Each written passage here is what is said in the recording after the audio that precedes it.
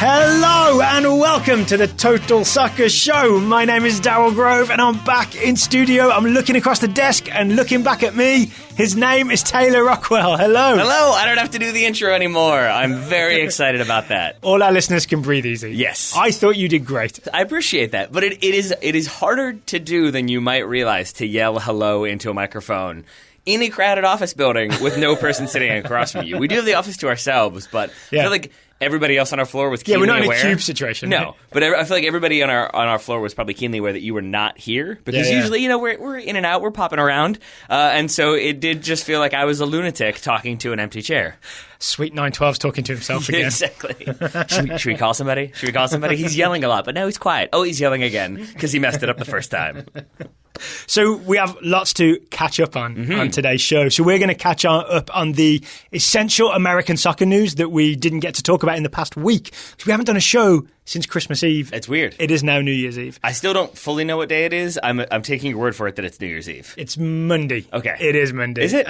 Later in the show, we're going to do our New Year's resolutions. Not just ours. We're going to give them out to some soccer people as well. And they're free to take our advice. Yes. If they so choose. Yeah. I have a feeling most of mine will not be taken. But so be it.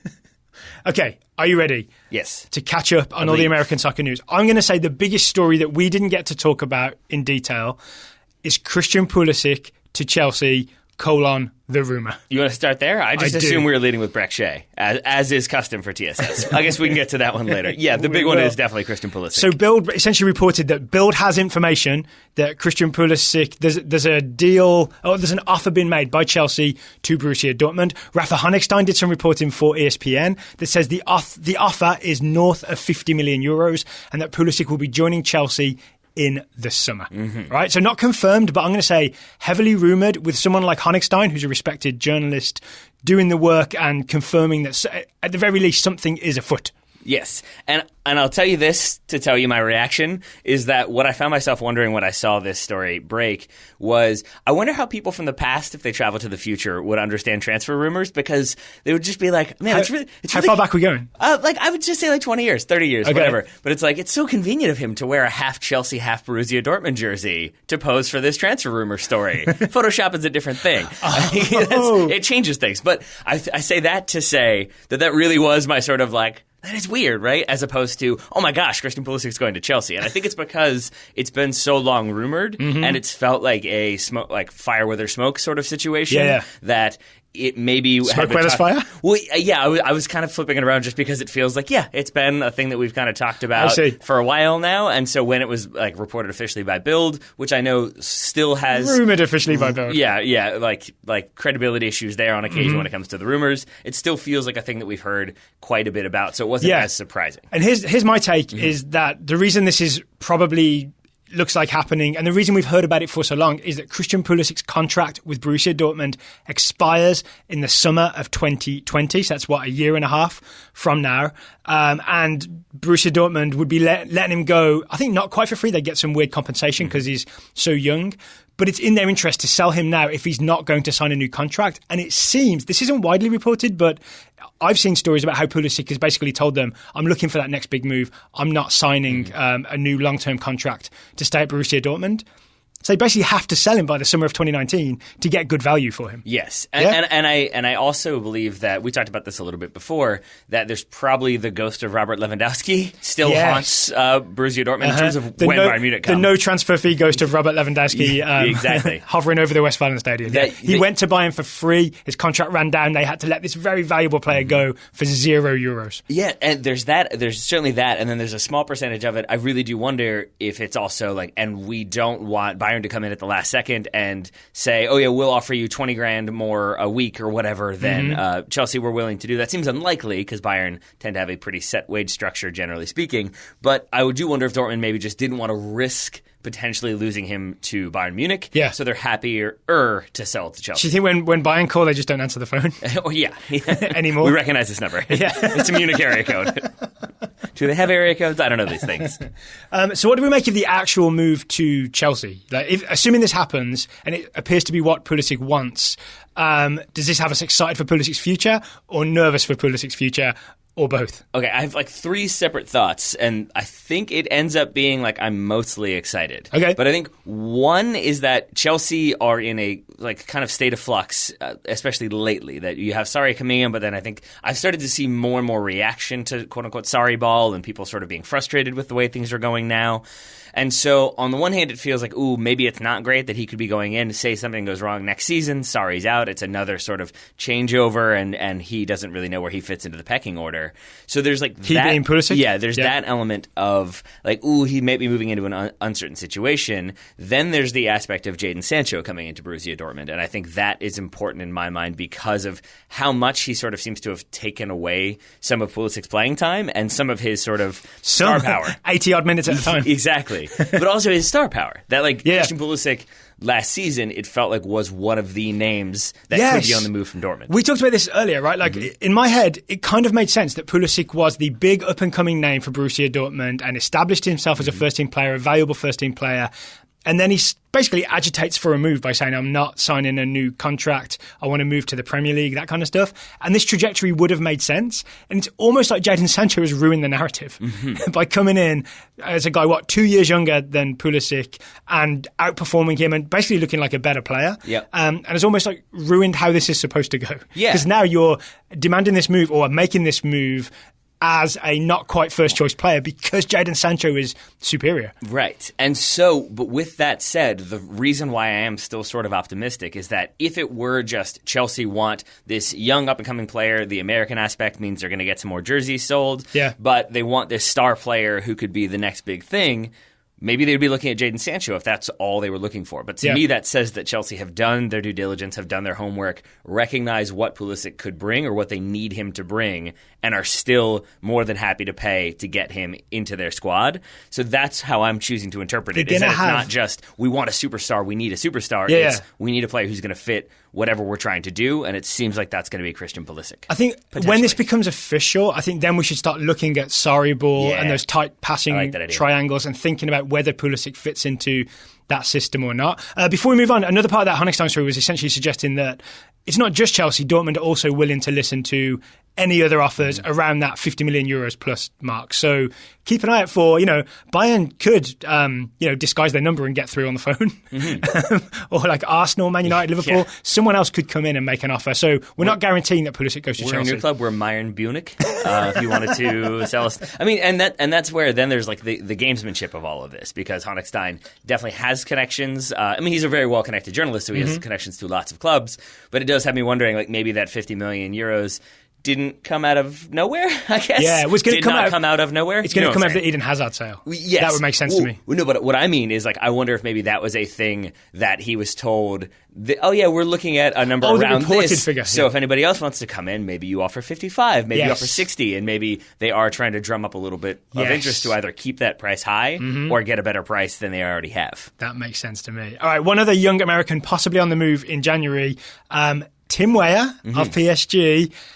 It's rumoured that he's going to be going on loan to Celtic and playing in the Scottish Premier League for Brendan Rodgers. And when you say rumoured, you mean rumoured by Timothy Weah on a number of occasions? Yeah, so he did an Instagram post en français, but I've seen it translated into essentially saying that he saying goodbye to Paris and he hopes he gets to come back. And then he also followed a load of Celtic players on Instagram. And I believe he also... Which is a real giveaway. He also posted a thing that was like Old Firm Battle Today. Yes. And it had like Celtic colours, which implied that he was at the stadium watching it. So it could just be... Or he's got BR Live. Well, there could be that. But I mean, there's a chance though that like maybe he went to a game and met some of the players and was like, oh, I really like these people. I want to follow all of them. That's a possibility. But it's also possible that if you connect all the dots, he's on loan at Celtic. I happen to know that Tim Weah was in Liberia visiting his dad over Christmas, so he was not in Glasgow and just happened to be at the game. So it all is coming together. It is all coming together. And that's not a move that I hate, I have to be honest. It's if it were another Scottish club, maybe outside of Rangers, I would be less thrilled. And as a Rangers fan, I would much prefer him playing for Rangers. But is moving to a club with you expect to be competing in the for the title or winning the title. They are level on points with Rangers right now after losing that Old Firm derby. Yeah, but also it's a good situation because Lee Griffiths, there's that story about Lee Griffiths, their centre forward, essentially has a leave of absence to deal with some personal problems, which there's been a lot of suggestions that basically it was a gambling problem, that he's just going to step away from football for a bit. So they're a starting striker down at the moment.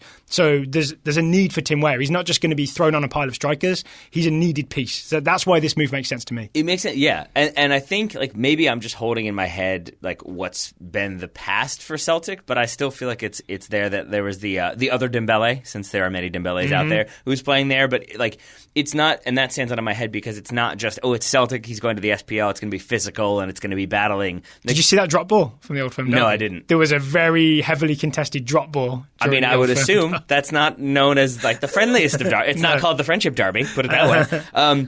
But I still feel like they both wanted the ball, put it that way. Yeah, that makes sense. But because Celtic have that sort of next level standing within the SPL, it feels like they have a bit more license to play creative attacking soccer, and that then kind of lends itself to Timothy Weah. But I think he still gets the physicality of the drop ball as an example. So you kind of get. You're saying we toughen him up a bit. Yeah, I think, but he can still be sort of a flashy creative player who gets a little bit tougher and maybe learns you don't need to do the double step over here. You need to just get past the player and cross. There's also to look forward to, assuming this happens, Celtic plays Valencia in the Europa League in February. They're in the last 32 of the Europa League, so we'll see Tim Weah in some European action. There's also maybe Manny Perez, who was with North Carolina, right? The right back, US youth team right back. Youth national team, right back, could also be joining Celtic. So we could have a double American fiesta at Celtic in January 2019. Two things. One, you don't know what Greg Berhalter's going to do. Maybe he is the new right back. Second, I wanted to ask you this. If you had to choose which of these you think is more likely to happen, which one of these definitely happens? Would you put your money on Weah or Pulisic? Yeah. Probably on Weah, because there's less money involved. It's just an easier, makes more sense kind of deal. And the Instagram following has already happened. And it's strange that is really a thing. Pulisic's not following Jorginho on Instagram already. True, but unless he is, we just don't know. Yeah. But that is a strangely good indicator. I think the Red Devils Reddit page has that as tier 0. It's automatically confirmed, and it's especially confirmed if the wife or girlfriend of the player starts following other wives and girlfriends or other players, because it means that there have been some introductions made and they're getting to know each other a little bit. It does feel like a weird insight that people maybe don't necessarily turn to automatically. I think those people from 30 years ago reading transfer rumors in 2018 would be most confused by that whole thing. Yes. What's the Instagram? yeah, that would. You're right. There'd be some. Is it a measure of weight? There's just instant grams. So we'll keep an eye on that Tim Weah to Celtic loan move. It's worth noting Celtic are on winter break, right? Scotland's farther north than England. They have a winter break until January 23rd. So it might not happen straight away because there's no rush for Celtic to get him in for the next game for 3 weeks or so. You got to fight the Night King up there. Okay, other big news that we missed. It is official. Yep. Columbus Crew has been saved. They saved the Crew. That is amazing, because we were there this summer and it still felt... Obviously, the fight was still there. All the Crew fans were out and chanting "Save the Crew" and doing everything they could. But it felt like they were facing the Night King. The odds were long. Yeah, it felt like it was not going to go the way they had hoped, or it felt like it was always going to be a very uphill battle, and it was. But now it's a successful uphill battle. And here's the actual news. Don Garber, MLS Commissioner Don Garber, a league statement. After several months of discussions, we are extremely pleased to have reached an agreement in principle with the Haslam and Edwards families for them to assume an ownership position in Major League Soccer and operate Columbus Crew starting in January 2019. So it sounds like there's maybe you got to dot the I's and cross the T's, but on the paperwork. But it looks like that's officially going to happen. Columbus Crew has new owners, and they are not Anthony Precourt. Yeah. And the Crew is not moving; it stays in Columbus. And so it ends up feeling like this worked out about as best as it possibly could. And I say that with the caveat that there's still some people in there that I'm not a big fan of. But Landon Cotham went on the Cooligans podcast to talk about how you shouldn't just hate Austin for wanting a team. It's understandable. And I was just in Austin. They're very excited about getting a team. I was shown many times the direction in which the stadium is going to be. They've got the area. And so it's exciting, I think, for people in Austin to get their first, I believe I'm correct in saying, or at least their first existing top-tier sports franchise. And then the Crew keep their their franchise as it is. Major League Soccer gets some new ones and maybe a little bit of good PR. But I think it's MLS who maybe are the ones who I still look at as, you know what you were doing here, and you're trying to make this seem like it was always the plan, and you came in at the last second to make it happen. But that's the only one where I still have a little bit of criticism. So without going too deep into it... Actually, no, I got some criticism of Precourt, too. The teams that lose out are the potential expansion teams. That's the big one. That will have their place, essentially, they'll be skipped in line or have their place stolen, is maybe a stronger way of saying it, by Austin Roots, is I believe what they're calling themselves. And then the other angle on this is that this is MLS solving a problem they created when they put it in Anthony Precourt's Columbus Crew owner-investor contract that he could move the team to Austin, right? They sort of created the problem to begin with, and then they frantically tried to solve it. And honestly, I think this is about the best they could do without breaking any contracts. Yeah. Fair? Yeah, and you're right. So with that said, Sacramento and Crew fans, more than fair for you all to angrily root against Austin whenever you want to. And second thing, that's a way better way of putting it, is that, it's like MLS created a problem and then solved its own creation. I'm not going to give you that much credit if you're solving a problem that you unnecessarily created. Yeah. And I remember when this was first rumoured that the Crew were leaving, I really had a strong reaction in terms of I would no longer trust Major League Soccer when they talked about commitment to fans and all that kind of stuff. And I think that was a fair reaction. I still stand by that reaction. I'm hoping that this serves as the first example of MLS keeping its word to fans, and it will mean that I assume teams won't try to do this in the future because they will see that what you'll come up against is some organised, serious reaction. So there may be teams in the future who have Columbus Crew and the Save the Crew movement to thank for it not happening to their team. Yeah, so it seems like battle won, war won in Columbus, and now we move on to battle in Chicago. Battle in Chicago? Oh, yeah. Still reasons for concern there and criticism there. Well, maybe we'll talk more about that in 2019. That works for me. One soccer player that was on the move, Brek, Shea, moved all the way from Vancouver to Atlanta United. Give him his full title. In Dane Brecken Shea, no? Dane Brecken Shea. Yeah, this is full title. He was awarded it in the New Year's Honours by the Queen. Dane Brecken Shea has moved to Atlanta United in a trade with Vancouver Whitecaps. This really came out of the blue for a lot of people, including myself. Yep. I guess it's kind of Frank de Boer's first move. I'm not sure how heavily he was involved. He had a big hand in it. that was his whole thing. It's more Carlos Bocanegra. What if that really were his entire thing? That's how he got the job. That's how he swayed them. Was like, you get me Brek Shea. We're winning 3 in a row. So I want to go straight to a listener question on this. Matt Koss, who not long ago had asked us the question, what will it take for Brek Shea to get back in the national team? Matt Koss has asked us, with the exciting news of Brek Shea's transfer to Atlanta United, what was Atlanta's motive for signing him? What will he do for the team and where will he play? Yes, I'm the guy whose favourite player is Brek.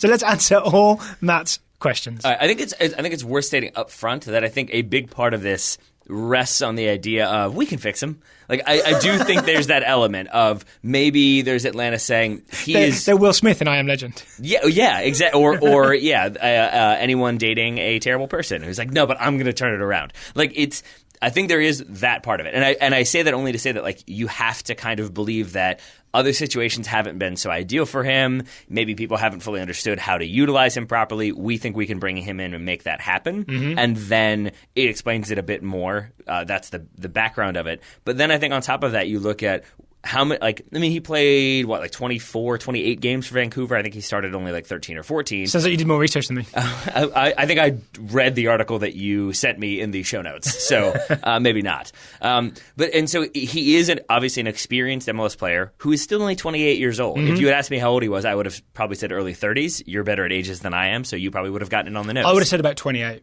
There we go. With the exact birthday too. But so it's a still in his prime potentially Brek Shea, who if you can get him to buy in and he has motivation to buy in, suddenly maybe he looks like that player that we were all kind of excited about years ago.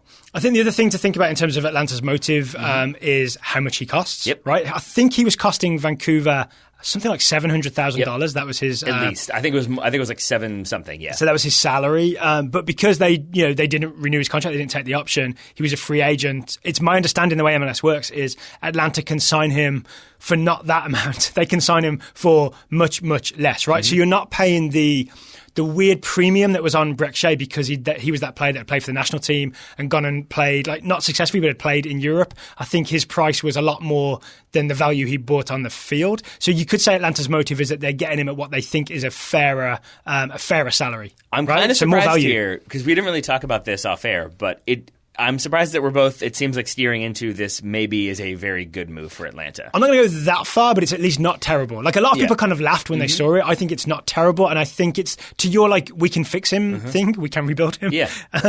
It might be worth the gamble at the very least, especially when you've got a youngster like George Bello coming through, who's, I assume, is going to be 17 in 2019. I think he'll get some minutes. I think he'll get some starts. But you want to have, as well as McCann and Ambrose, you want to have maybe someone who is MLS experienced and high profile as an option as well. Yes, and then going to the financials, if you're looking at Greg Garza, I think next season was maybe because we didn't say this right. Greg Garza was traded away to FC Cincinnati. He was like the presumptive starting left back, at least in MLS Cup, right? Yeah, but I think was due next season to be on something like $450,000. Oh, really? Yeah, and so his salary was going up. Yeah, and I think that's part of it is that like getting Brek Shea in the situation they got him a 1-year deal when his contract was declined by Vancouver. It means that you're almost certainly getting him for less than that. My guess would be like around $300,000. I asked Felipe Cardenas. I believe that was his rough estimate as well. So that then explains how you can save money. You bring in this experienced player.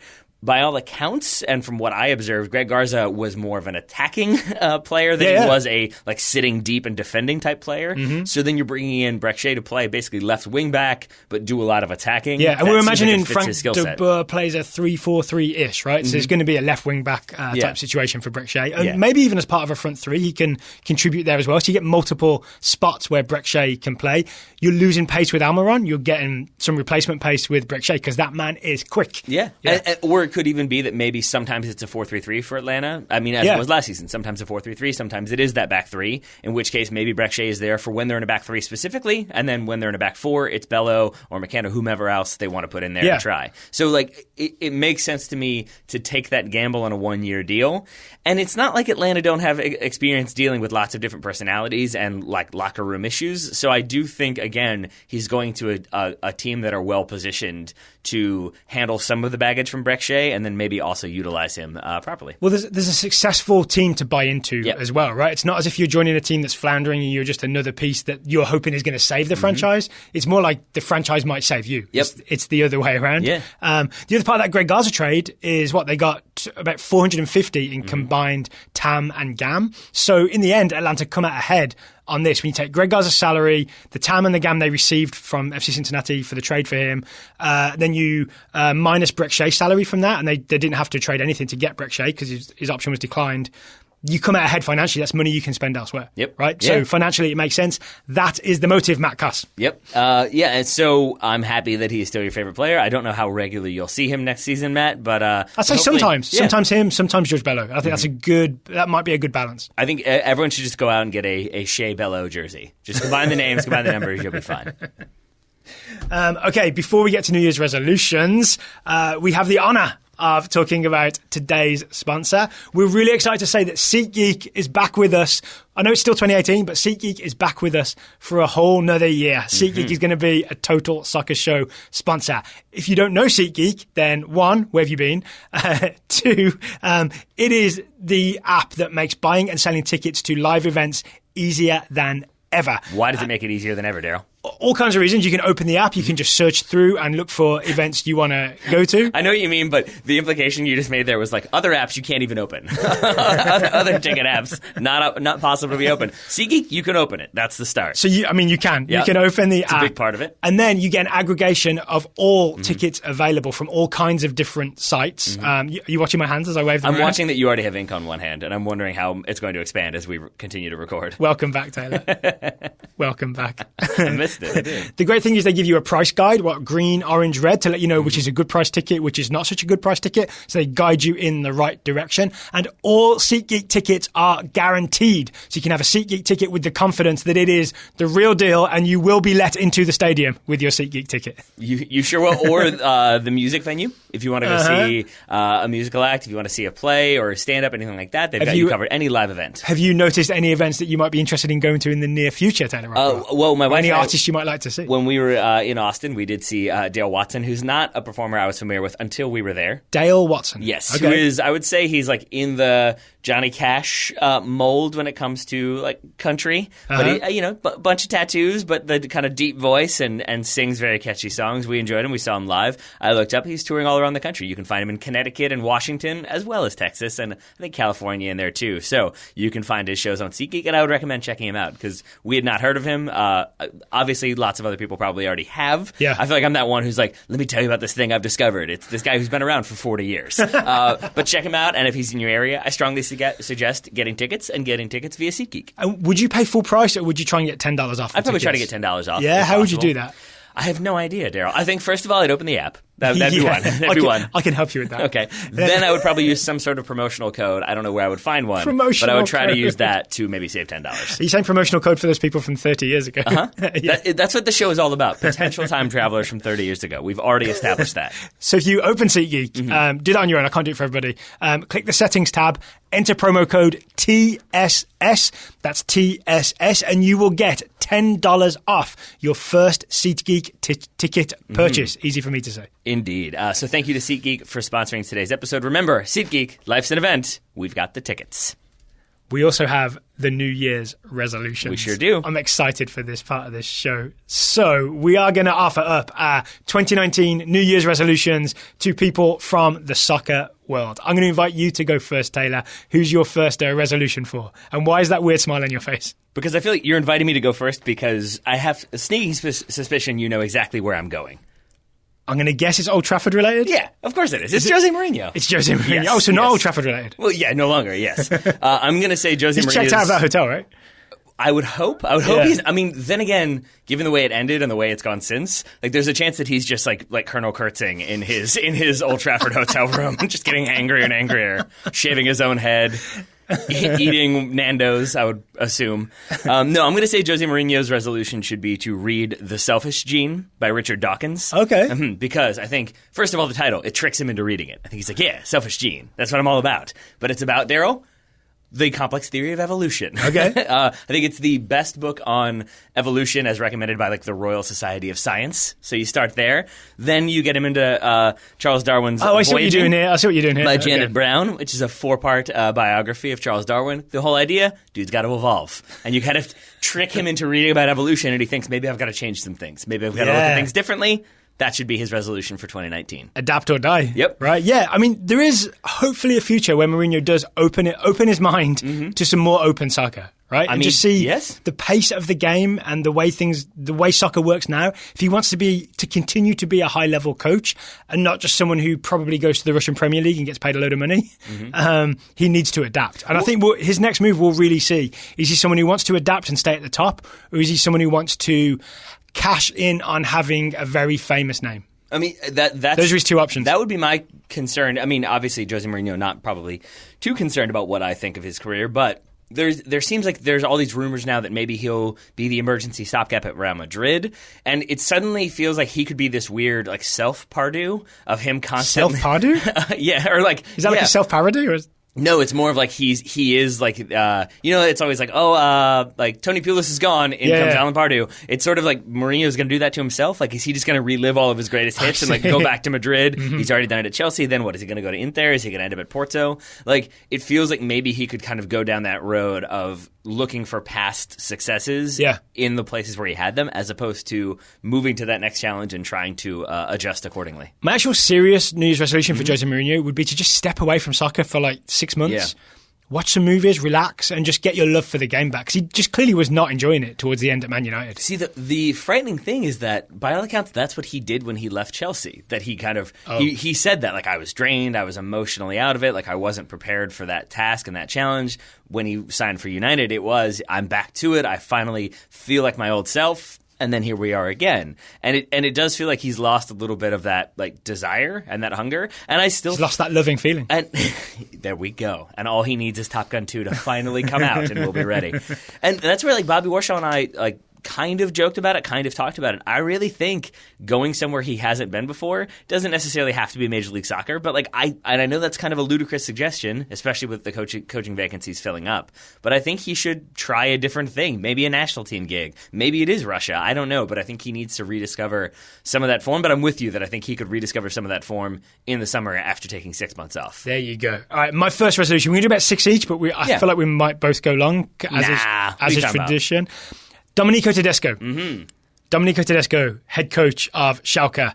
My resolution for you is pick a position for Weston McKennie. I like that one. So we've seen the first half of this season. McKennie has played like centre back, right back, centre midfield, number 10, centre forward. He has been all over the field, and he's still had that great Weston McKennie smile whenever he's done it. Mm-hmm. But I would like Weston McKennie to just have a position that he can play for is it called the Rückrunde? The second half of the Bundesliga season. Yeah. I would prefer that position to be essentially number 8-ish, where we can charge around midfield and get involved in attack, but pitching on defending as well. But basically, part of fixing Schalke needs to be giving Weston McKennie a fixed position. Yeah, because it's not just that we want him like this is a very selfish Weston McKennie-centric resolution. Oh, no, that's fair. But what I mean is, like, it's not just that we want him to, like, okay, he is definitely the USA's number 8 going forward, but it is the case that if he's playing as a number 8, but then a number 6, but then a number 10, but then he's a second striker, but then he's a right back for Schalke, he never gets any rhythm, and so you're not going to get the development because all he's trying to do is play catch-up and figure things out on the fly. Mm-hmm. And so if you're always kind of figuring out and reacting, we talk about this a lot, if you're reacting, you're not sort of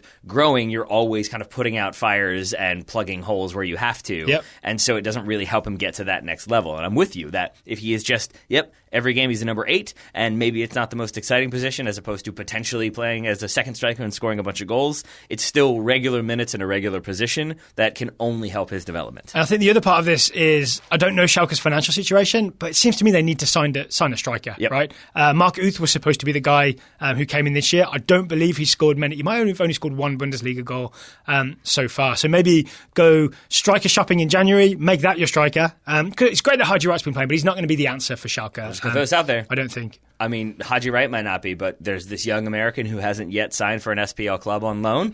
He's got a relationship with Weston McKennie. Tim Weah on loan at Schalke. Probably not going to happen. All right, so that's my resolution for Domenico Tedesco, and it might even get Schalke higher than 13th, which is where they are in the 18-team Bundesliga right now. All right. Well, I'm going to stick with the managerial merry-go-round, and I'm going to say Tottenham's resolution should be to install seatbelts on all the chairs in their front office because they're going to need to buckle up.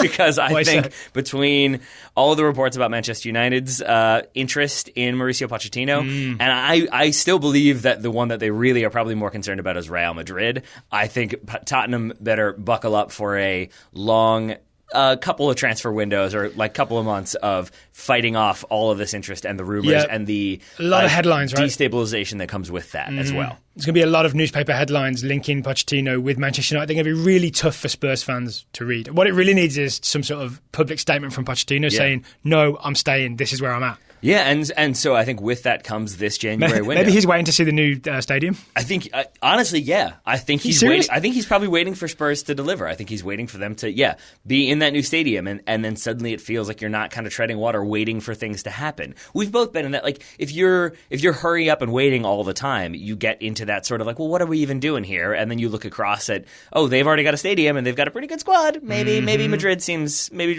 possible. And so like that, I think factors into it. And so with that, I think also maybe he's waiting to see what they do in January. And I think if Spurs don't invest and give him a little bit more depth or kind of listen to his concerns and bring in one or two players on loan even, then I think, again, that justifies him looking at them and saying, like, look, you're not really taking this seriously. Promises aren't being met. So, again, buckle up. I've got a very quick one for Liverpool. Keep doing what you're doing. Okay. Keep doing what you're doing because top of the league, it's working. I'm going to say this. I literally have keep doing what he's doing written down for a different person. Is it for Jurgen Klopp? But I have that same resolution. It is not. It's for a different manager. Is it Liverpool related? It is not. I do have one for Liverpool, though, if you'd like my Liverpool one. Yeah, let's get into Liverpool because I really didn't have much more than that because I honestly don't think anything needs to change. Like they've done that formational change, which we've talked about a little bit, right? To the 4-4-1-1, which has really worked with like Salah higher with Firmino underneath him. I think the Van Dijk thing has very much worked out. Like, nothing needs to change, and they can just like keep this going and win the Premier League. All right. Big game on Thursday against Manchester City away. We'll obviously be in studio to watch and then review that game. Well, you mentioned that man, and I'm going to say this is a multi-year resolution. It's multiple phases. But Virgil van Dijk's resolution should be to help reestablish the Netherlands. Not in terms of like a kingdom or, like global empire or anything, but like, for example, that's a naval power. No, probably not so much. But breeze through qualification, make us all think, okay, this Netherlands team is back. They're led by Van Dijk. He is the anchor of this squad because I feel like there's a chance, just with the way the coverage he's getting, that if you execute the 3-part plan of like maybe Liverpool win the title, Virgil van Dijk is like one of the key players in there because he anchors that defense. The Netherlands reemerge. Maybe they make a deep run next summer's Euros. I feel like there's a chance we look at Virgil van Dijk as a potential Ballon d'Or nominee down the road. Oh, he's going to be that defender that breaks the stranglehold of attackers. Yep. Yeah. I mean, he has that ability, I think, and he is that important of a player for Liverpool. Yeah. And if that national team gets to that next level where suddenly it's looked at as like he comes in and suddenly Liverpool are challenging for or winning the title, he like cements his role within the Netherlands and suddenly they're back to what we expect. I would prefer if maybe he just took next summer off for the UEFA Nations League 4-team championship because it's England, Netherlands, Portugal, Switzerland. Mm-hmm. I think he should take the summer off. Yes. Yeah. Right. Take your rest, Van Dijk. You mean next summer, in 2020? 2019 is the UEFA Nations League 4-team championship. Yeah. Then that stands in the face of my New Year's resolution, which is help secure qualification to the Euros and reestablish the Netherlands. Is what I had for Virgil van Dijk. I've got one for Pep Guardiola. Mm-hmm. Get a proper coat, man.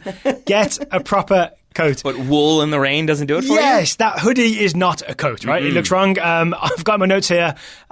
Buy a proper coat and wear it, and the magic will come back to Manchester City. That's all? Man City are supposed to be sleek and powerful, and when you wear that big wool hoodie, it honestly, it looks like he's trying to hide the effects of Christmas dinner.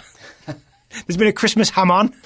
And he's ate too much, and he's wearing this big chunky coat to cover it. I don't really think that's what's happening, but that's what it looks like to me. I do not like that hoodie. I did see a great post on Reddit that was like, it was a cartoon drawing, and it was like December 1st through the 25th, and it's a stick figure, and it's like smiling with a Santa hat on, and it says festive, and then December 26th through December 30th, and it's confused about date, full of cheese, wandering around aimlessly. Maybe that is Pep Guardiola a little bit. That since the fixture window has piled up, or the fixture congestion has piled up a little bit. Maybe he's been stress eating. Maybe and I'll bet he's trying to cover up. He's telling himself that wool is waterproof, and it's not. It's just slightly water resistant.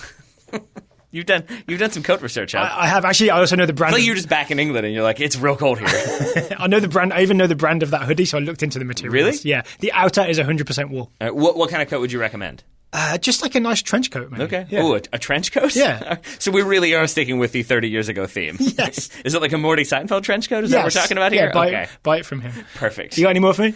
I sure do. I'm going to go back to the keep doing what you're doing. I'm going to say Greg Berhalter. Keep doing what you're doing because... Has he done anything yet? Yeah, in the sense that I feel like he's called in the squad that he wanted to call in for this January camp. And then he's bringing... I think Jonathan Lewis was brought in as a replacement. And I think we're starting... No, he's just added, I think. He's just added to the squad, yeah. But I think we're seeing him sort of calling the players he wants to call. And so in that element... What else would he do? Well, I think we go back to like the Dave Sarachan era where it felt like some of those selections were... an aim towards like, look, see, we're rebuilding. Look at all the young players we have. Maybe this guy wants a new contract. Trying to prove maybe a point or do this or that. There was just a few. It felt like there was a lot of outside influence in forming some of the roster decisions.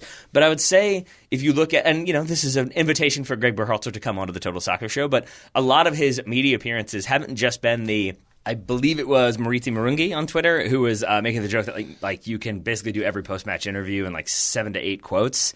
And I really appreciate that Greg Berhalter hasn't. Build your own. Yeah, pretty much. Yeah. And I appreciate that Berhalter hasn't done that. He hasn't done to that point. He hasn't done we hope to build upon and we're going to be better and we want to change some things and some things have worked and some things have. I feel like he's given genuine insight into what he wants to do, into how his tactics work out, what he did at Columbus, how he plans to utilize that. Yep. I do think he's been more candid than a lot of national team coaches we've had in recent history, which is 3.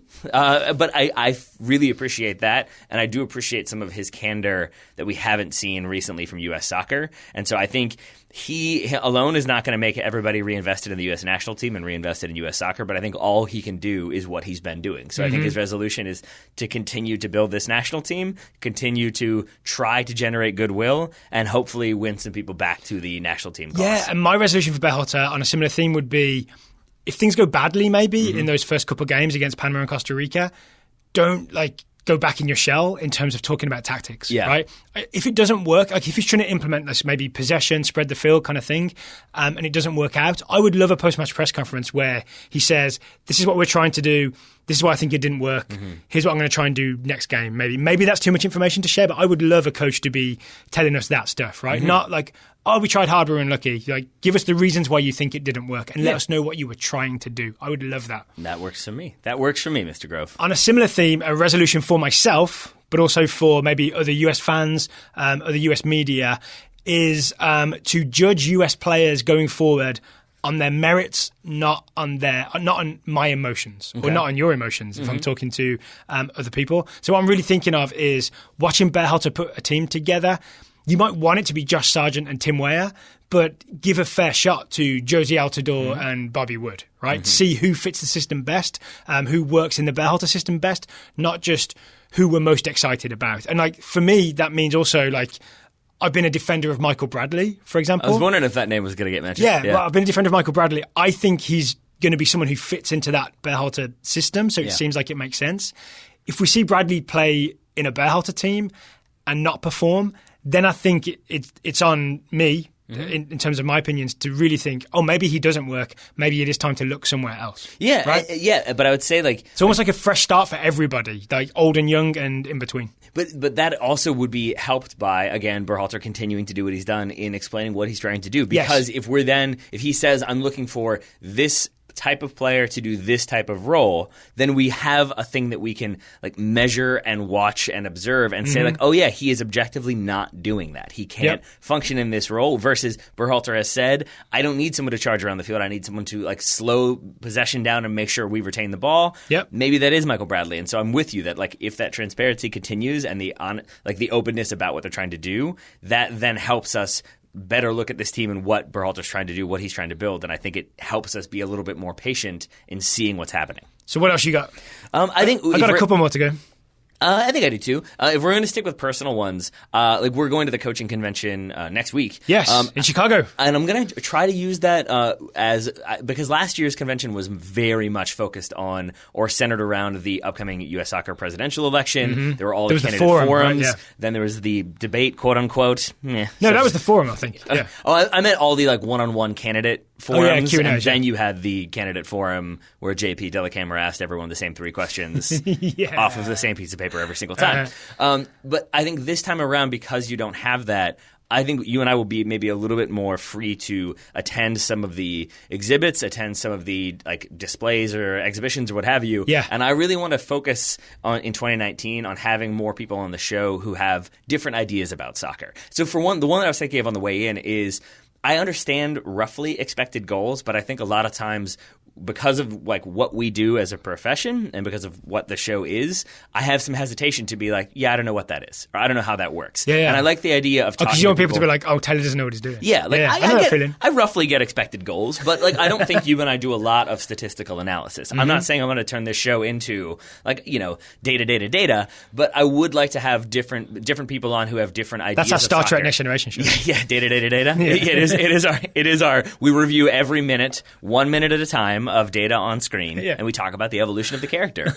Brent Spiner's a fine actor. I would watch that show, or listen to that show. I would not. But I do want to have more people on who approach soccer in different ways. It's why I really enjoy that conversation with Aaron Dolores, but it's why I want to have different approaches to coaching. Why not play back too? I want to hear somebody come on and explain why they think that's a good idea. And I'm not just saying I want to have Bobby Warshaw on to do all of these things, because it does feel like these are all things that he would advocate, but I like the idea of approaching I like his enthusiasm. Yeah, as do I. But I don't ever want to be in that position where you and I end up kind of advocating the same things over and over and over again, because it's what's familiar and it's what we're accustomed to. So you and I are going to be going to some sessions. I'm excited for that too. There's an Ian Barker one that is about different types of rondo. But I think it starts 3 hours after we land. So I'd love to hustle to get there. I'm fine with and that. see if we can make that demo. I also want to be there to see people meet Ian Barker for the first time.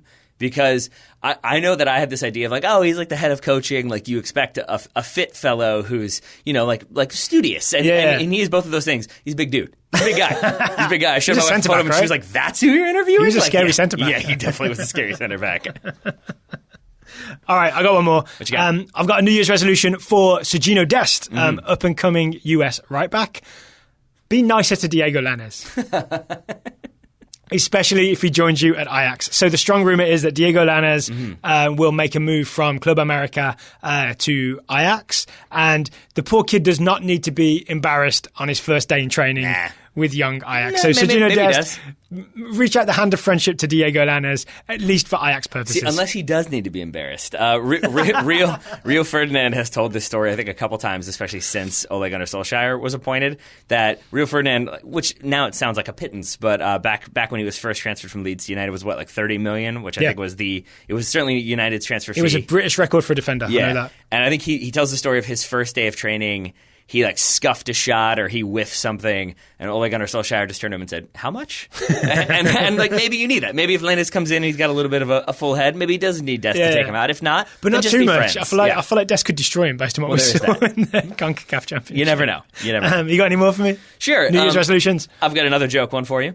I think Arsenal should commission the construction of the largest aid brace, back brace support belt, which a quick Google search and subsequent perusal of posturecorrectorbrace.com says is the best model of back brace, because I think they need some support when it comes to their back line. And I feel like maybe they can get it there. Ooh. Or they could just sign some more center backs. Maybe that. That one would be easier. Yes. Probably more effective. Probably more effective, yes. I've got an interesting one for the NCAA. Oh, boy. So especially NCAA soccer. I think NCAA soccer's resolution for 2019 should be to make 2019 the year where college soccer starts becoming part of the solution and part of the landscape again, and make it grow again. Because we don't talk much about college soccer on this show, and partly it's because it's just that really short fall season, right? But so many people and so many high-level soccer players go through college soccer.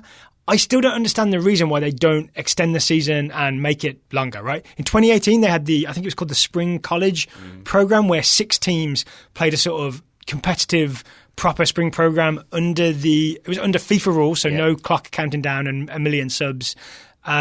6 of them did it. US Soccer oversaw it. There's been no announcement that they're going to do it again. So that might be like a failed one-time experiment. I would prefer them to go the other direction and go all in on sort of making college soccer more like 11-a-side soccer, like proper FIFA rules soccer, and extending the season and make college soccer part of the solution for American soccer. I think the issue there is that because it is still like Division 1, it becomes like I played D3, which is certainly not even close to that level, but you end up missing a lot of class time because you're on the road. And if you're making that the full season, it really does become sort of now you're not even really a student athlete. Like now you're not even spending 6 months in class or half a year in class. And I do wonder if maybe that's part of it. But then I guess if you elongate the schedule, maybe you have a little bit more time to spread things out. Maybe. Yeah, I don't know the solution, but I think they should find one. I think they need to find a solution for something. Yes, because it's become this weird, like the weird part of American soccer that I don't think is helping people, because kids go there for 4 years and they're only playing that very small amount of games, and they're playing it under I listened to the Bobby Warshaw interview on Top Draw Soccer with Travis that I know you edited and published, right? And Bobby was talking about how... And recorded a lovely intro too, thank you very much. Yes, you did. How college soccer is almost a different sport to FIFA rules soccer, because there are so many differences. Absolutely. Yeah. Yeah, I mean, and then does it necessarily or adequately prepare players for the pro game? Is it doing enough to maintain that relevancy? I mean, the draft is going to be there while we're at the convention, but... we were at the draft last year, and it was sort of like, okay, this is the draft. João Moutinho, number 1 pick for LAFC, played a few games, traded away this year. Yep. Yeah. So it doesn't make you as amped up as you might be if you followed it longer, or if they had made some changes to make people's interest return to college soccer. Yeah, because it could be that thing where like if kids aren't playing in USL or haven't gone to Europe or whatever, it should be a real viable form of soccer to like really where you can improve for 4 years as a soccer player, and it increases the pool and increases your skills as a soccer player. So this is obviously a bigger topic that we could get into another time, but it looks to me from the outside like the NCAA aren't even making a concerted effort to improve things. Yeah, right. As far as I know. Mm-hmm. My other one, it's I hesitate to do this one, my other resolution, because it's Atlanta United. I feel like we've talked about them a lot, but I'm going to go with it anyway. They need to watch an episode of Hoarders, I think, because they need to embrace the philosophy of it's got to go out before something comes in, because they've by all accounts agreed to the deal with Pity Martinez. Pity Martinez has said that many times. I think they were trying to kind of slow that down a little bit because Miguel Almiron is still there. Yeah. But now there's rumors that Newcastle are not going to meet Atlanta's demands. I think Atlanta want $30 million, which is a lot, certainly. And so if they don't sell him, then suddenly they have to worry about having 4 designated players, and what do they do there? So maybe they should have just thought about this a little bit more and had things a little bit more lined up before they went and signed another. I think the best player in South America is what he was just voted. So make of that what you will. All right. Yes, something's got to give. Right? Mm-hmm. So we're going to have a whole month of transfer fun, transfer news, transfer rumours. We're going to do a transfer-themed show, on the 2nd of January. We'll be taking New Year's Day off. So look out for lots more transfer news on the Total Soccer Show in the very near future. All right, Tyler, it's last call for New Year's resolutions. Have you got any that you were desperate to get in there before we move on? No, I think I'm good. You think you're I've good? Done plenty. Okay, today's show is also sponsored by... Madrid should probably try to find a manager. It's also sponsored by Liverpool Jeans. Liverpool Jeans, again, very generous sponsors of the Total Soccer Show in 2018, and they'll be with us for 2019 as well. They sure will. Yeah. And in 2018, I think they were with us, but they were with us with like jeans, and we both kind of got some like nice gray pants, which I'm wearing right now. Mm-hmm. But maybe in 2019 we mix it up a little bit. We go different. 2019 is all about variety. All right. On liverpooljeans.com. You can see all their jeans in all kinds of colours. I'm going to rattle some off at you. Black olive. Is a jean colour, black olive denim. Not to be confused with their Kalamata shade, correct? There is not Kalamata, but there's all kinds of other stuff. Ocean Storm is a colour that I ordered. I'm getting some Ocean Storm pants in the very near future. Deep Earth, Tobacco Leaf, Shark Skin, not actual shark skin, it's denim, but Shark Skin is another style of Liverpool jeans that you can get. I recommend the Slim Straight. Mm-hmm. The Slim Straight is fashionable and tight, but not too tight. Yep, I would agree with that. I would also recommend the Slim Relaxed, which is what I wore on the plane yesterday. It's good for travel. It's nice. It's I flew in my slightly Liverpool loose, jeans, but it's not like all baggy and all over the place. It's very nice. It's a good travel pant. There's also something about the fibre. I think it's called Cool Max, and it helps you stay a little cooler when it's hot and a little warmer when it's cold. Mm-hmm. I wore my Liverpool jeans when I went to see Wolves Bournemouth, and it was 15 degrees Fahrenheit. Nice. My legs stayed warm. All right. Yeah. Did you wear a wool coat when it was raining, though? I did not, because I'm not Pep. I wore a waterproof coat, like a normal person. But they kept you warm. But then these are the same jeans that you can then wear in the summer, and they will not overheat you, and you won't be sweating all the time. Yep. So it feels like they've got the material down, the fabric down, and now the colors down as well. Much like Liverpool Football Club, Liverpool Jeans has all kinds of options, and they all fit. How long have you been working on that one? 20 seconds. That makes sense. You know why it makes sense? Because you're crafty. Yeah. You think on your feet. Because I crafted it. Uh-huh. Yeah. You can also get 20% off at liverpooljeans.com. You get to liverpooljeans.com, use the discount code TSS, and you'll get 20% off anything you buy at liverpooljeans.com. So thank you to Liverpool Jeans for sponsoring today's episode. Daryl Grove, final segment on the show, but what I'm assuming is going to be a decently long segment is the Scouting Network. We've got, rough count is 400 scouting reports to get to. Lots of interesting ones, though. All kinds of young players, young Americans, and other nationalities have been doing soccer things all over the world. They've been doing the soccer ring. Let's get to... Oh, if you don't know about the Scouting Network, it's how we support the show. It's how listeners support the show.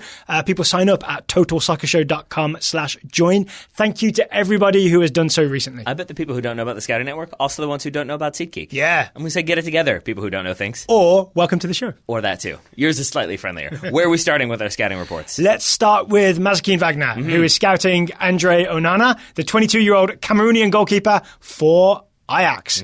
So he'll soon be making saves when Diego Lainez loses the ball because his nerves are shot because Serginho Dest destroys him in training. Mazakine says, Andre Onana led his Ajax team through to the knockout rounds of the Champions League thanks to some excellent shot stopping against Bayern Munich, including a beautiful diving palm and a point-blank header from Lewandowski. He's in the 10-man shortlist for CAF's African Player of the Year, which means he has the lofty honour of clapping in the back as Salah or Mane accepts the actual award. So this will be given out, I think, January 7th or 8th is when the African Player of the Year will be announced. This does remind me, I had him when we did our Africa 11 draft. He was my goalkeeper. And it did remind me, another thing I wanted to do was getting back to doing some of those different types of shows, as well as having different types of guests. So doing some more of the drafts of that type, and then also maybe getting back into doing some fantasy 11s when it comes to shows and movies. Oh, yes. Yes, please. All right. Jesse Frankel scouting Matteo Retaccio, 17-year-old Italian-American midfielder for Liverpool. Retaccio played a few minutes for Liverpool's U23s, coming in the 89th minute and winning a penalty in the 97th. The penalty was missed, but not by Retaccio. So still good, right? Mm-hmm. Still good. Mark Ryan. 97th minute penalty. Yeah, some stoppage time. Mark Ryan is scouting Gio Simeone, the 23-year-old forward for Argentina and Fiorentina, obviously Diego Simeone's son. Cholito is what he's known as. Cholito's resurgence continues, says Mark Ryan. Gio Simeone got a goal and assist in Fiorentina's 3-1 win over Empoli. The goal is Simeone's second in his past 2 games, and the win moves Fiorentina up to 9th, 2 points shy of the Europa League. All right, Cholito. These may be a couple of weeks out of date because we are backlogged on scouting reports. Speaking of, we've got a double report here from Michael Curry scouting Haji Wright. Daryl applauds. Haji Wright, the 20-year-old American striker for Schalke, who Daryl says can't get the job done, I believe, earlier in the show. Haji played the entire second half of Schalke's December 15th match against Augsburg. Lucky for Haji, Greg Berhalter was looking on as he scored a goal in the 84th minute. Unlucky for Haji, he was offside and the goal was disallowed. Update. Goal, with a lot of extra letters in there. In his second Bundesliga start... I was really hoping you would yell it. Goal. Yeah. In his second Bundesliga start for Schalke, Haji managed to score in the second minute of the first half injury time, 45 plus 2. The goal came off a corner kick, which Weston McKennie met in the air and nodded down to the direction of the bottom right corner of the goal. Haji was in the path of the ball and noticed that it wasn't on frame, so struck a volley, which rocketed the ball into the back of the net. Have you seen this? I have, and a friend of mine... I'm sorry to keep going down this path, but a friend of mine pointed this out. I was trying to figure out why it looks so familiar to me. It is almost identical to the Man United goal in the Champions League final in 1999. Welcome to the Total Man United show. But do you know what I'm talking about? The flick on and then Solskjaer gets the point. Yes. Watch it again, and it's real similar. You're not going with me on this? Slightly less dramatic, I think. Slightly. Grey Hair Gaming is scouting Indiana... Oh, dramatic for Haji Wright, though. It's a big achievement. Grey Hair Gaming is scouting Indiana Vassilev, the 18-year-old American midfielder for Aston Villa. We'll say, I'm glad you're excited about Man United again. I don't want to talk to you anymore. Grey Hair Gaming says Indiana Vassilev netted a brace in the 5-1 league victory for Aston Villa U18s against Swansea. He's still waiting. Grey Hair Gaming is still waiting for that U18 Premier League TV deal so he can watch Indiana Vassilev's games more closely. That's a good resolution right there. I have my papers in front of me, so I don't have to look at Daryl anymore because he's mean about Manchester United. Russell Varner scouting Alex Mendez, 18-year-old American midfielder for Freiburg. I looked at you briefly. Mendez has won the U.S. men's national team's Young Player of the Year award, capping off a memorable year that included a golden ball in the CONCACAF U20 championships. This is going to be a long list. Yeah. Captaining the LA Galaxy's U18, U19 side to the 2018 Development Academy Championship final and signing a contract with SC Freiburg. Not a bad 2018 for Alex Mendez. U.S. Soccer tweeted a video of Tab Ramos calling Mendez to tell him the news, and you can tell how stunned he was because he was speechless upon being told, which included giving a typical 18-year-old response of several seconds of silence before saying, "Oh, shh," before realizing it would probably be best to censor himself. See, he can read the game. He's going to say, "Oh, shucks," I think. Yeah. Per his Instagram, Mendez is now back in L.A., one would assume for Christmas. Hopefully, once the new year starts, more news will come of him training with Freiburg, as things have been pretty quiet on this front since the move. Ben Tondera is scouting Mason Holgate, the 22-year-old English centre-back for Everton. Ben says that Holgate hasn't seen the field in a first-team game since September, and now the Everton centre-back situation is solidified around Keane, Zuma and Mina. Reports have said that Everton have given Holgate permission to seek out a loan in January. An update on that, I believe, as of today, the rumour, maybe it's official, is that he was being loaned to West Brom for the remainder of the season. All right, well, Mason Holgate.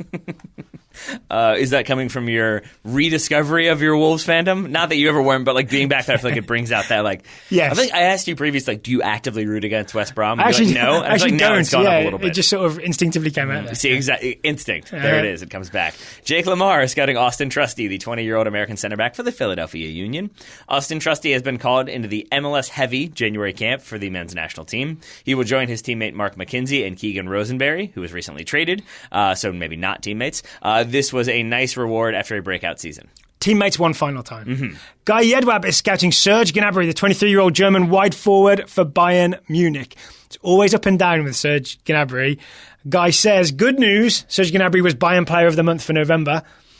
Bad news, in Bayern's match against RB Leipzig, Gnabry tore his thigh muscle in the 28th minute. I feel like we've had variations of this scouting report several times over, so yeah, I'm with you on that one. It's a wild ride. Nick Imhoff scouting Emmanuel Sabi, the 21-year-old American attacker for Hobro in Sweden. Sabi was one of Brian Chiaretta's picks to make it into January camp as a way to get him and other young players ready for Olympic qualifying, but he was not included in Berhalter's first roster. Here's to a better start to 2019 for Sabi compared to his end of 2018, which he finished with a 766-minute goalless streak. Not so good. Not so good. Ideal. Anurag Agarwal is scouting Morgan Gibbs-White, the 18-year-old English winger for Wolverhampton Wanderers. Anurag says, MGW came on for Wolves as a second-half sub while 1-0 down against Liverpool. A relatively muted appearance from Gibbs-White included a last-minute opportunity gifted to him by Andy Robertson, but Morgan Gibbs-White panicked and shot wide into the side netting. I remember it well. Actually, while we're on the topic of Wolves for a second, I wanted to ask you, say Pochettino does go to Real Madrid. If you were Pochettino to Real Madrid now? Yeah, that's what I was saying. I think that's the most likely. Oh, okay. Oh, yeah. I think I said that earlier, that he's linked with Man United. I think Real Madrid is the one that I would be concerned about if I were Tottenham. If he were to leave, I feel like there's a short list of candidates that's already been drawn up. I know you can bet on it, and it feels like Eddie Howe is in there. For some reason, I feel like David Wagner should be in there. For the Spurs job we're talking? Yes, but I'm wondering, do you feel like there's a chance that maybe if Pochettino leaves, Spurs go looking at Nuno? Maybe. I haven't really thought of the prospect of Nuno going anywhere just because he hasn't had a full season with Wolves. Right? I think if you're Spurs... You mean full season in the Premier League? Yeah, it would be early to say, oh, he's had a good 3 or 4 months, let's get him. Like I would want more evidence before... this is definitely what I'm hoping Spurs are thinking. Yeah, that makes sense to me. All right, Brian Hoysa scouting Sergino Dest, 18-year-old Dutch-American right back for Young Ajax. We can just say American, that's fine. Sergino Dest turned in another strong... I did that. I know you did, and I don't like it. Turned in another strong... You know what? I'm putting the papers back in front of your face. He turned in another strong performance for Young Ajax as they defeated Eerste Divisie leaders Sparta Rotterdam 2-0. Dest played the full match at right back and assisted the second goal. His speed and control were on display, and he frequently was an offensive catalyst in the final third. Oh, 2019 is the year of Sergino Dest. Everett Wolf is scouting David Brooks, the 21-year-old Welsh attacking midfielder for Bournemouth. Brooks scored both goals in Bournemouth's 2-0 win over Brighton. For the first goal, he drifted in centrally, picked up the ball just outside the centre circle, cut inside of Davy Proper and left him in the dust. No one else closed him down, and he shot from outside the box, back across his body with his left foot. For the second goal, David Brooks cut in from the left and got on the end of a Ryan Fraser cross. As soon as he sees Fraser get space to put in the cross, Brooks bolts inside of Josh King, across the defenders and in behind to meet the cross, which he cleverly flicks no look for a looped finish over a diving Matthew Ryan. I can picture both of these because I saw them. That was also because that was lots of good adjectives and adverbs. Well done, Everett. Jaron Wright scouting Justin Glad, 20-year-old American center back for RSL. Justin Glad will get his first chance to impress Greg Berhalter as he has been called up to the January camp. I would say that means he's probably already impressed Greg Berhalter. Hopefully he will get some time in the game against Costa Rica so this guy can do a proper live scouting report. I'm going to assume Jaron lives in San Jose then, because that's where that game is. I feel like that's a safe bet, or is at least going to be in that area around the time of that game. All right. Grayson Smith is scouting Lautaro Martinez, the 21-year-old Argentinian striker for Inter. Easy for you to say. I had to read ahead because Grayson says Lautaro, which rhymes with how faro. You read ahead. Martinez. It's a new world we live in. It was really obvious, right? There was a pause. It was buffering. Martinez scored the stoppage time winner for third place at Inter against second place Napoli on Boxing Day. Took a bouncing cross out of the air first time, put it in the corner of the goal with his weaker left foot. It was Martinez's third goal in only 400 minutes in what has been a lackluster first half season in Europe. Hey, Lackluster, but still goals. That's fine. Marcus Goodrich scouting Shiloh Tracy, 20-year-old English right winger for Spurs. The Tottenham Spurs, I believe is what they prefer to be called, right? Or Tottenham Spurs. Shiloh Tracy picked up an undisclosed leg injury back on August 13th, but made his big comeback on December 18th, playing the last 13 minutes for Spurs U21s against Oxford in the EFL Trophy. He came close to providing an assist with a cross, but that was about it, and Spurs lost 3-0. Dylan Viach is scouting Kai Havertz, the 19-year-old German attacking mid for Bayer Leverkusen. Dylan says that in Leverkusen's 3-1 win over Hertha, Kai Havertz scored his 5th and 6th league goals of the season. Single season best at this point in Kai Havertz's young career. In his first, his high press may have been part of the reason for the keeper's error, pouncing on a miskick, almost miskicking himself, but getting enough of the ball to get it across the line. His second was pure class. His run split the centre-backs. He saw the ball come past his right shoulder before using the outside of his left to chip it over the keeper. He certainly let slip the goals of war. Lucas Muller scouting Denny Acosta. That's a deep callback. 21-year-old. I would have gone the Dogs of Tor. That's better. That's better. 21. That's way better. 21-year-old Honduran-American left back for Real Salt Lake and now Orlando City. Still laughing. Danny Acosta has been loaned to Orlando City SC from Real Salt Lake. The loan fee is $75,000 in general allocation money, and it includes an option to buy Acosta at the end of the year for an undisclosed fee. It's a good move for Acosta, says Lucas, since he's very much fallen out of favor with RSL head coach Mike Petke. Today, which is Friday. I don't know which Friday that was. RSL Friday just gone. Okay. Yeah. RSL general manager Craig Weibel said that things weren't quite clicking with Acosta, and he's hoping that the move is good for Danny. He went on to say that they, RSL, don't want to stand in the way of a player's development, and since RSL has ambitions to be one of the best teams in the U.S. at developing players, selling a good player that isn't getting minutes should be a positive sign to young players that they won't be stuck if they're not starting. So I included all of that because I wanted to ask you, is that Craig Weibel putting a positive spin on this, or is that an honest thing of we want what's best for the players? I mean, I'm inclined to say things could be two things, but I'm going to, for sake of not always saying the same thing, I'm going to say it's the first one. That I feel like if you're selling a player, but you want to maybe incentivize the move, if you want to make it seem like, oh no, this is a good bit of business, and we're definitely not getting rid of him for obvious reasons. It's only because we've got other players that we want to develop, and we're all about development. I think that's a very good way of spinning it, so it seems like everybody comes out on top. There we go. All right. Aaron Herrera comes out on top because he can play left back now. There it is. Robert Newman is scouting Mason Mount, the 19-year-old English central midfielder for Derby County, on loan from Chelsea. Robert says that Mason Mount scored his first goal since September in Derby's stunning 4-3 comeback victory over Norwich City. The goal was welcome as Mount's form, along with Derby's, had taken a turn for the worse, despite Mount continuing to play every match week in and week out. Mm-hmm. I also saw footage of Mount talking to the camera afterwards, and coach Frank Lampard came and gave him a big hug. All right. Mid-interview. Frankie Lamps. Yeah, Frankie Lamps. Who's doing better right now, Frankie Lamps or Steven Gerrard? Steven Gerrard just won the Old Firm Derby. That'll do it. Yeah. And is joint top of the SPL. Well done, Stevie G, is the thing that I never thought I'd say. Oscar Leong scouting Michael Obafemi, 18-year-old Irish forward for Southampton. Obafemi scored his first senior goal for Southampton as they beat Huddersfield 3-1, collecting Nathan Edmonds' pass and hitting a powerful shot into the bottom corner. However, he was not named on the starting lineup or the bench for the next 2 games. Don't know what happened there. Thank you to everybody for all those scouting reports. If you'd like to join the Total Soccer Show Scouting Network, it's totalsoccershow.com/join. If you've joined and you haven't received a player, email me, Daryl, DARYL, at totalsoccershow.com. Let me know that you're waiting for a player. There are lots of talented young players just waiting to be scouted. Mm-hmm. There certainly are, and we appreciate everyone who already sends in the reports, but we also appreciate and certainly appreciate everyone who's willing to join the Scouting Network. Yes, keep the lights on here at TSS Towers. We need lights. We do need lights. Otherwise, it's a rainy day outside. Otherwise, it's very dark and sad. All right, Taylor. So we are going to take a day off for New Year's. As I said, we'll be back on January 2nd with our transfer show, and on Thursday with the Man City Liverpool review. I am excited for that game. It also closes out the festive season in the English Premier League, which has been crazy. Is that when people should take their Christmas trees down? Should we wait until that fixture and then it's done? Final whistle on Man City Liverpool, then you can take all the decorations down. Perfect. And then it's FA Cup time. I'm going to do this now. You've set my plan for me. Thank you. I love it. It's such a bummer to take the Christmas tree down or all the decorations down. So now I have my time to do it. All right. Oh, we should also mention rest in peace to Ziggy Schmidt. We lost Ziggy Schmidt in the last few days. I would really encourage you to just Google and read all the articles that have been written. Great stuff at Soccer America, Matt Doyle at MLSsoccer.com, all kinds of other great tributes to Ziggy Schmidt. I believe Grant Wall had one too that was pretty nice. Yes, so definitely go and read those to remember Ziggy Schmidt.